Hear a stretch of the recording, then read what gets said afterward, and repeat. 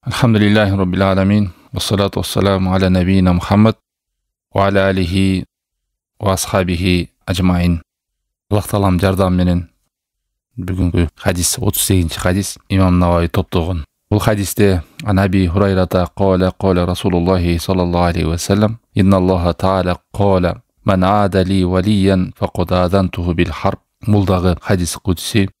Аллахтын элчиси sallallahu aleyhi ve sellem кабар берип Аллах Тааланын мындай деп айтканын кабарлатат. Аллах Таалам айтат: "Ким менин олияма душмандык кылса, ага мен согуш жарыялайм.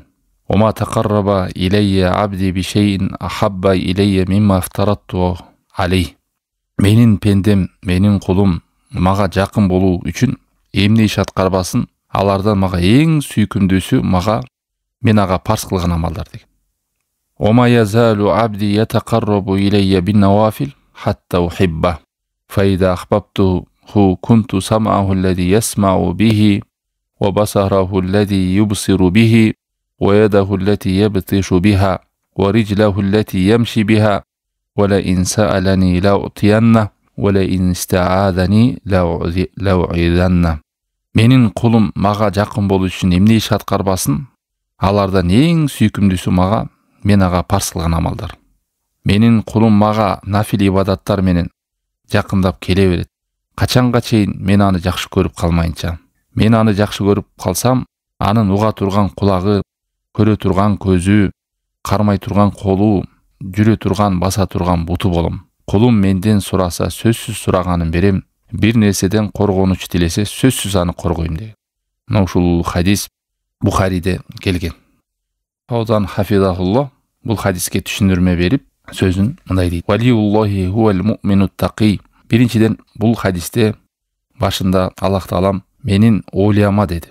Олия деген, вали деген бул Аллахка иман келтирген таква адамды айтат. Аллах Таалам Куранда "Ала инна аулия Аллахи ла хауфун алейхим ва ла хум яхзанун." Аллах Тааламдын олиялары, аулиялары аларга коркунучта жок, кайгыда жок деген. Андан ары суроо келет: коркунучта болбогон, кайгыга да батпаган Аллахтын олиялары кандай сыпатта болот дегенде Аллах Таалам айтып атат: "Алладина аману ва кану яттакун." Алар иман келтиргендер жана таква болгондор деген. Мындан бизге маалым болот. Бул Юнус сүрөсүндөгү 62-63 аяттар. Аллахтын олиялары деген сөз бул Аллахка иман келтирген таква адамдар экен.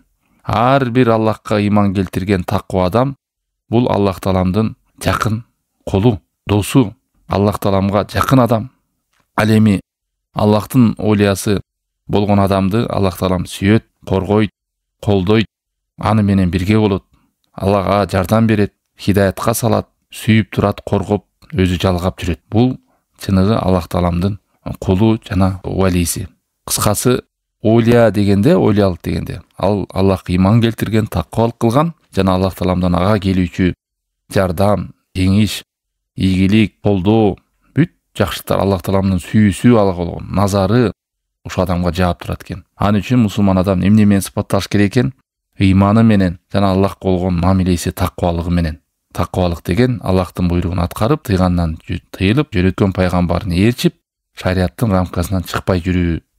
Аллах Таалам Бакара сүрөсүнүн 257 аятында Аллаху валиулладина аману. Аллах Таалам иман келтиргендердин колдоочусу, жакыны, валиси деп атат. Юхриджухум миназ-зулумати илан-нур. Аларды караңгылыктан жарыкка чыгарат, нурга чыгарат. Валладина кафару аулияухум ат-тогут алеми. Аллахка капыр келтирген адамдардын колдоочусу ким экен? Алардыкы шайтан деген, тогут деген. Аларды наоборот жакшылыктан, нурдан караңгылыкка, зулумга чыгарат. Момундардын колдоочусу Алла Таалам, ал эми капырлардын колдоочусу сыйкырчылар, шайтандар, жиндер, ар бир шарияттан чыгып кетүүчү адамдардын бардыгы бирин-бирин колдоочулар. Алла сактасын. Ал эми Майда сүрөсүнүн 55 аятында Аллах Таалам эмне дейт? "Иннама валиюкумуллах ва расулуху валладина аману." Силердин жакыныңар, валиңар Аллах Таалам жана Аллахтын элчиси жана Аллахка иман келтирген адамдар. Андан ары эми олиямын, баланча деген олия бар экен деп элде таанымал. Карапайым адамдар кээде ким чыныгы эле Аллах Тааламдын алдындагы сүйкүмдүү чынык олия деп айырмалабайт. Олия десе эле жанандай музак сууну ысытып салган, бирөөнү эшек кылып минип алган, сууну тетер агызып салган, же бирөөнүн оюн айтып койгон, фокустарды, сыйкырларды көргөзүп койгон деген ар кандай бир адамдарды бул оолия экен, өзгөчө адам экен деп атап алган да айрым болот. Алар оолиялар шайтандын оолиялары да болот, анан Аллах Тааламдын оолиялары да болот. Ушуну карапайым адамдар кээде айырмалабай калат. Шайтандын оолиялары жанагындай ар кандай фокустарды адамдарга көргөзөт. Ошол менен адамдарды мындай азгырып, алдап өздөрүнүн иштерин жүргүзөт да. Буга жанагы капыр болгон сыйкырчылар, көз ачыктар, ар кандай фокус менен алектенген адамдар түрлөрү менен. Ошолор жин шайтандар менен кызматташып, адамдардын көздөрүн бугуп көргөзүшөт. Булар шайтандын оолиялары деп саналат. Аллах Тааламдын оолиялары эмес. Ар бир шариаттан шегинен чыгып, анан адамдын акылына дал келбей тургандай мындай бир сыйкырларды, фокустарды көргөзсө, билиңиз, ал шайтандын, жиндердин оолиялары. Аллах Тааламдын оолиясы эмес, исламдан аларда үлүшү жок, ыймандан аларда үлүш жок. Мына ушул менен биз айырмалайбыз. Эгерде сизге бир адам келип, муздак сууну ысытып, анан от кылып көргөзүп, ар кандай таң калыштуу нерсени көргөзүп атса, анын амалын караңыз. 5 мал намазы барбы? Пайгамбар алейхиссалату вассаламга ээрчийби? Аллах Таалам болгон ихласы, динге кандай карайт? Ошол менен байкалат. Анан оолиялар эч убакта мен оолиямын деп айтпайт. Ар бир ыйман келтирген адам, таква болгон адам, аны өзү да билбейт. Аллах Таала менен колдон келишинче жакшы мамиледе болууга, буйругун аткарууга, тыйгандан тыйылууда аракет үстүндө жүрө берет. Мына ушулар оолиялыктардын даражалары бар. Бирөөлөр өтө Аллахка жакын, бирөөлөр орто, бирөөлөр акырын кулап кайра оңолуп дегендей аракет үстүндө жүргөн. Эч убакта бирөө келип мен оолиямын силерге деп айтпайт. Же баланчы оолия десе ал унчукпай турбайт, ооба мен оолиямын деп. Ошону айырмалаңыздар. Мындай чыкканда сен оолиясың десе ыраазы болуп турбайт, ооба мен оолиямын деп, же валиймин деп, мен силерден өзгөчөмүн деп. Балким динди түшүнгөн адамдын бардыгы жалгыз Аллахтын өзүнө сыйынууга, андан суранууга, Аллахтын өзүнө жакындоого буйройт адамдарды. Аллах Тааламды улуктоого, өзүн улуктоого эмес, өзүн көргөзүү эмес. Кээ оолия десе менин кийимим дөп, менен берекет талап кыл, келип менин батамды алып кет, келип менден табарык кылып кет. Баланча деген жерде оолия бар экен. Ошол жерге барсаң, ишиң жүрүшүп кетет экен. Батасын алып, колун сылап, уй алып барып, кой алып барып, алдына өтүп. Ошонун бардыгы кимдир? Шайтандын оолиялары, Алла сактасын. Шайтанга, жинге кызмат кылган адамдар. Оолиялар антип адамдарды өзүнө улуктоого, өзүн урматтоого, өзүн даңктоого, өзүнүн чапандарын өптүрүүгө, сылаттырууга, килем төшөтүрүп бастырууга, ошондой бир элден өзгөчөлөнгөн кийимдерди кийип, элден өзгөчөлөнгөн бир кадамдарды жасап, силер болсо намаз окуй бергиле, менден намаз көтөрүлгөн, силер орозо туту бергиле, менден орозо көтөрүлгөн деген мусулман адамдардагы парс амалдардан өзгөчөлөнгөн бир амалдарды таштап, оолиямын деп көрүнгөн адамдар азыркы күндө бар. Ошол эле Туркистанда ар кандай ырым-жырымдарды кылып, силерге болбойт, мага боло берет деген нерсе көрсөтөт. Мунун бардыгы кимдер экен? Шайтандын, жиндин оолиялары, Алла сактасын. Өтүп кетсе да буларды шайтандар колдонот, жиндер колдонот. Баланча деген оолия бар, анын кабыры бар деп чыгышат. Анан кабырына барсаң, топурагын сыласаң, берекет талап кылсаң, ал жерге барып мал сойсоң, ошол жердеги барып Кудайдан сурансаң, дуаң жакшы бат кабыл болот, амалдарың тез кабыл болот, жолуң ачылат деп өлүп калса да ошол адамдардын шайтан оолиялардын зыярат кылууга, ошол жерге барууга, берекет тилөөгө колдонушат. Колдон келишинче шайтан адамды Аллах Тааламга сыйдырбай, өзүнө, жиндерге, шайтандарга, оолиямын деген шайтан жиндерге кызмат кылган адамдарга сыйынып калышын, ошолор менен мамиле кылып калышын каалайт. Мына ошондуктан биз бул адам оолия деп бирөөгө күбөлүк бербейбиз, туугандар. Ошону билейли. Паланча адам бар экен, ал оолия экен деп айтса, андайларга маани бербеңиздер. Же мен оолиямын десе, же бирөө айтса, биздин айылда мог оолия ошо бар десе. Качан биз оолия деп билебиз? Кимге Алла Таалам жана Аллахтын элчиси Куранда, сүннөттө оолия деп келсе, ошону оолия деп билебиз. Аны Аллахтын душманы деп келсе, биз Аллахтын душманы деп билебиз. Тек гана далил менен. Бул жерде эмне деп атат? Аллахка жакын адамдарды Алла Таалам өзү күбөлүк берип айтып атат. Кимдер десе, ыйман келтиргендер жана таква адамдар. Жалпысынан караса суроо келет. Анда мусулман момун адамдардын баары оолия турбайбы десе, ооба. Алла оолия деген эмне деген сөз? Оолия деген Кудайга жакын адам деген сөз. Аллахка ыйман келтирип, Аллахка жакын, бирок Аллахка жакындыкты адамдардын мартабаларга, даражаларга бөлүнөт. Жанагы такыбалыкта деле адамдар бөлүнгөндөй. Мисалы күндө бир адам духа намазын окуйт, бирөө окубайт. Бир адам нафил намаздары көп, бирөөсүнкү аз дегендей. Бирөө тахажжуд намазы окуйт, бирөө күн ара окуйт, бирөө бир жумада бир окуйт, бирөө такыр окубайт тахажжуд.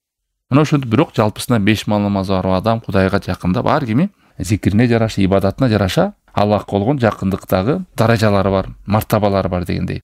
Ошондой жалпысына караганда бардыгы Аллахка жакын ойлалар жалпысынан. Анан хадисте уландысында айтып атат: "Мен адали валиен" дейт. Менин ушул сүйүктүү кулума, жакын кулума ким душмандык кылса, мен ага согуш жаралайм деди.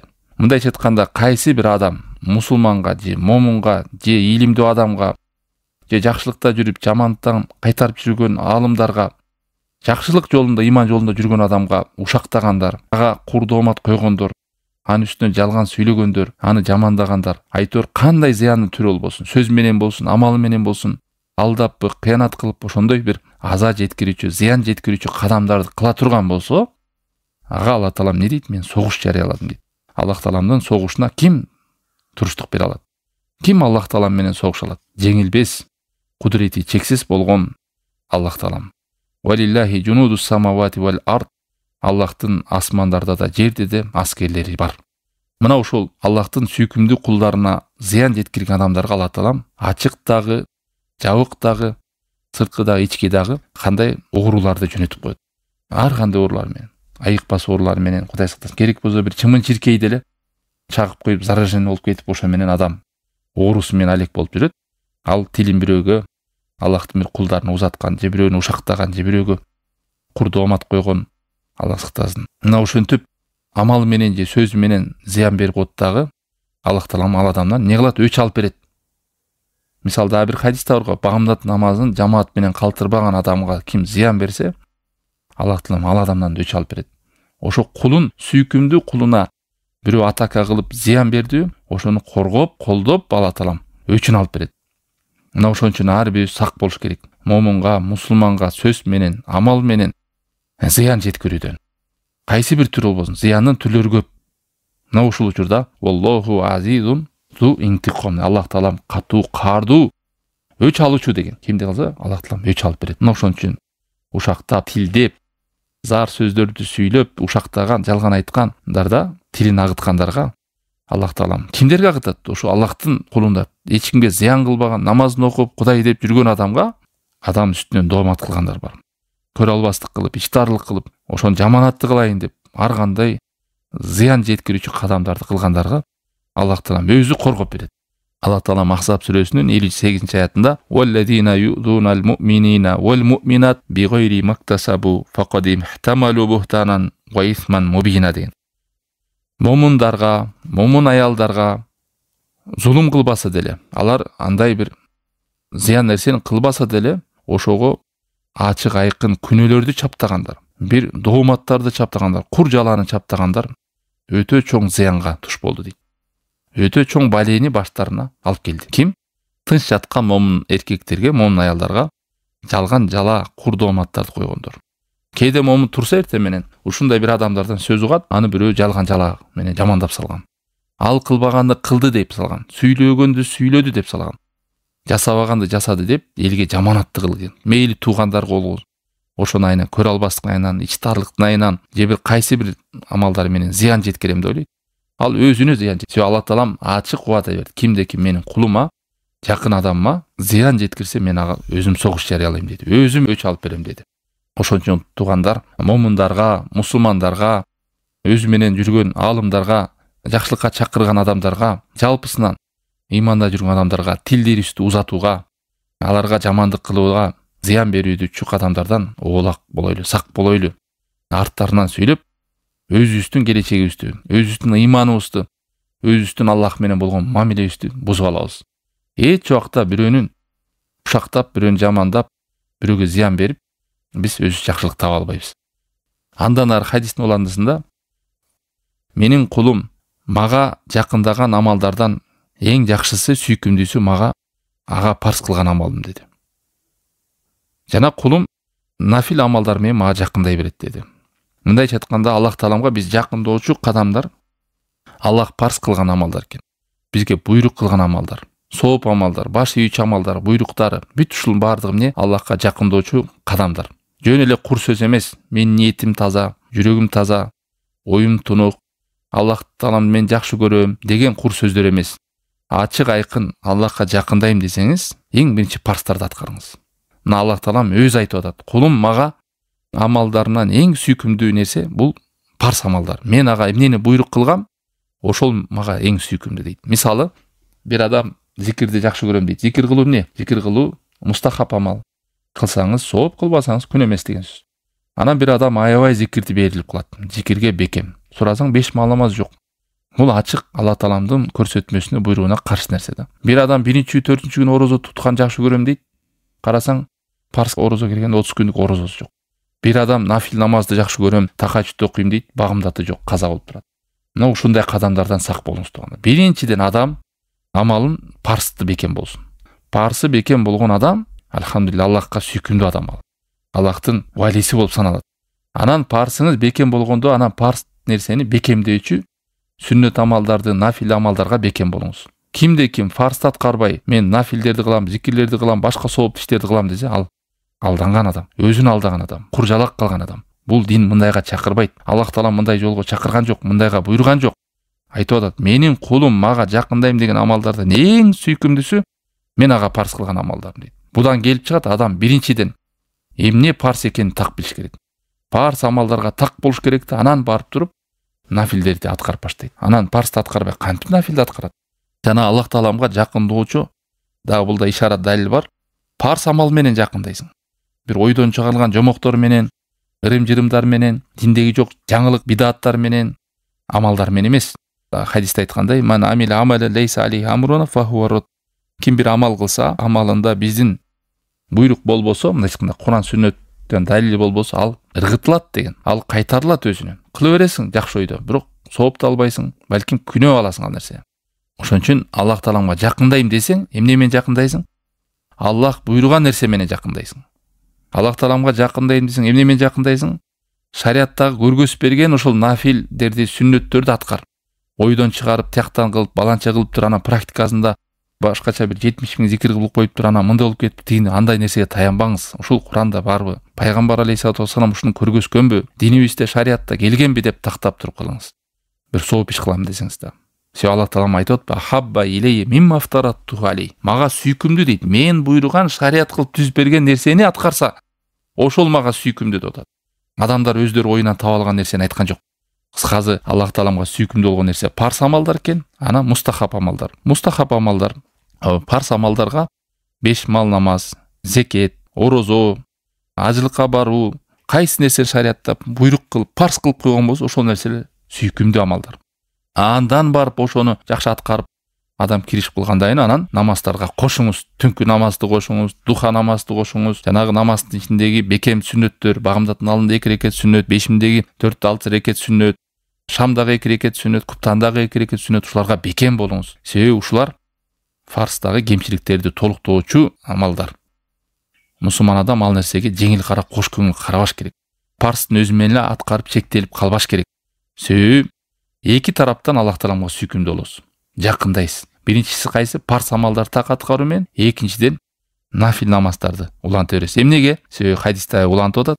Дагы деле уланта берет менин кулум парс намаздан кийин эле, парстан кийин эле. Нафилдерди мага жасай берет дейт. Качанга чейин жасай берет десе, ошонун артынан жасай берип, мен аны сүйүп калам деп атат. Мен аны жакшы көрүп калам деп атат Алла таалам. Жакшы көрүп калса Алла таалам анын көзү болот, кулагы болот, колу болот, буту болот дегени көзү менен Алла таалам анын көзүнө ийгилик, тауфик берет, береке берет. Кулагына ийгилик, тауфик, береке берет. Колуна берет, ийгилик, тауфик, береке. Бутуна берет. Бул деген сөз колу менен да, көзү менен да, кулагы менен да, буту менен дагы Аллах ыраазы боло турган кадамдар жасайт. Аллах арам кылган нерселерди көзү көрбөй калат. Ал нерсе көздү агытпай калат. Аллах арам кылган нерселерди кулагы менен укпай калат. Аллах арам кылган нерселерди колун жумшабай калат. Аллах арам кылган нерселерге буту баспай калат. Бул Аллах тааламдын ага болгон жардамы, ийгилиги. Себеби ал адам Аллахтын буйрук парстарын аткарып жүрөт. Себеби ал адам Аллах тааламдын жакындайын деп нафилдерди аткарып жүрөт. Бир жылда келген орозосун аткарат. Ага байлап Шаввалда сүннөт орозолорду кармайт. нафил орозолорду кармайт биринчи 4-чү күндөрү. 5 мал намазына бекем 5 малдан ашырып, андан ары такат каргандайын. Духа намазын, тахажжуд намазын, нафил намаздарды кошуп баштайт. Зекет убагы келгенде зекетин берет парсын. Bir жылда bir келген зекет. Ана зекетке кошуп ашыкча садакаларын берип турат. Мына ушинтип адам парс амал менен дагы, анам не мустахаб сүннөт амалдар менен дагы Аллах Тааламга жакындай берет. Нафил деп уксаңыздар, нафил намаз деген сөз. Ал парс намаздардан ашыкча тышкаркы окулуучу адамдын өзүнүн ыктыярдуу намазы. Окуса сооп табат, таштаса күнөө таппайт. Ал эми парсты адам таштап койсо күнөө табат. Аллах Тааламдын назарынан кетет. Парсты аткарбагандай каяктагы Аллахка жакындайт ал. Анан мен ушул адамды сүйүп калагам дейт. Сүйгөндөн Аллах Таалам өзүнүн сүйкүндүү пенделерине кошот. Ал адамды амалдарына, жашоосуна ийгилик берет, береке берет. Ал эми кантип Аллах Таалам сүйкүмдүү болобуз? Буйругун аткаруу менен, тыйганын тыйылуу менен, жакшылык иштерди аткаруу менен. Жөн эле кур сөз менен эмес. Мен Кудайды сүйөм деп коет, 5 мал намаз жок. Андай сүйүү жалган сүйүү. Эгер сүйүүсү чын болгондо ал адам аткарат эле. Аллах Таалам Али Имран сүрөсүнүн 31-чи аятында айтат: "Кул ин кунтум тухиббуналлаха фаттабиуни." Эй Мухаммад айткын, эгерде силер Аллах Тааламды сүйсөңөр, анда мени ээрчигиле деген.